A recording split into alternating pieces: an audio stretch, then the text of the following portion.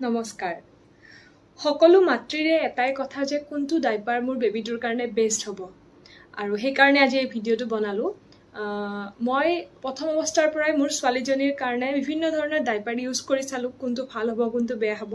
কিন্তু ৰিসেন্টলি মই এটা ইউজ কৰি আছো যেটো সঁচাকৈ খুব ভাল পালো মই মোৰ ছোৱালীজনীৰ কাৰণে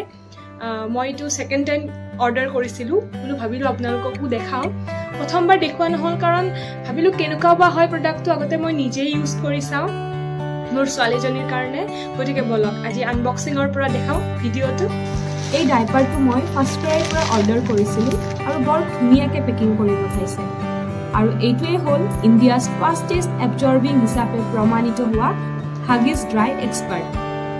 ইমান টাইম বেবিটোৱে ডাইপাৰত থাকোতে ৰেশেছ হোৱাৰ যিটো ভয় থাকে সেইটো ইয়াত অলপো নাই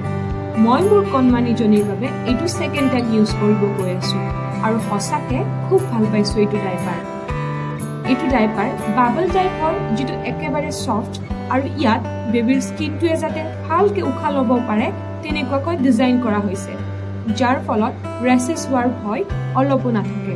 আৰু সবতকে ডাঙৰ কথা সাইডৰে লিক হ'ব নোৱাৰাকৈ ডাবল লিক গাৰ্ড দিয়া হৈছে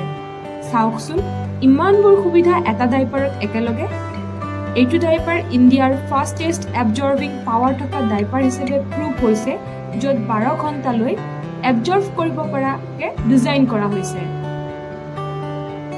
এইটো একেবাৰে প্ৰমোশনাল ভিডিও নহয় দেই মই মোৰ প্ৰচাৰিতাৰ কাৰণে এবাৰ ইউজ কৰাৰ পিছত খুবেই ভাল পাইছো গতিকে ভাবিলো আপোনালোকৰ লগতো শ্বেয়াৰ কৰো থ্যাংক ইউ